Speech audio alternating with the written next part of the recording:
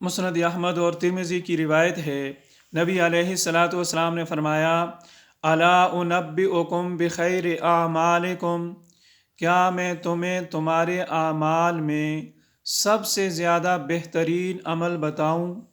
وَأَزْكَاهَا عِنْدَ مَلِيكِكُمْ، اور تمہارے پروردگار کے ہاں بہت زیادہ پاکیزہ عمل، وَأَرْفَعِهَا فِي دَرَجَاتِكُمْ، اور تمہارے درجات کو بہت زیادہ بلند کرنے والا، وَخَيْرٍ لَكُمْ مِنْ إِنفَاقِ الذَّهَبِ وَالْوَرَقِ، سونے اور چاندی کو اللہ کے راستے میں خرچ کرنے سے بھی بہتر عمل، وَخَيْرٍ لَكُمْ مِنْ أَن تَلْقَوْا عَدُوَّكُمْ فَتَضْرِبُوا أَعْنَاقَهُمْ وَيَضْرِبُوا أَعْنَاقَكُمْ، اور تم دشمن کا مقابلہ کرو، وہ تمہاری گردنیں ماریں، تم ان کی گردنیں مارو، اس سے بھی بہتر عمل تمہیں بتاؤں؟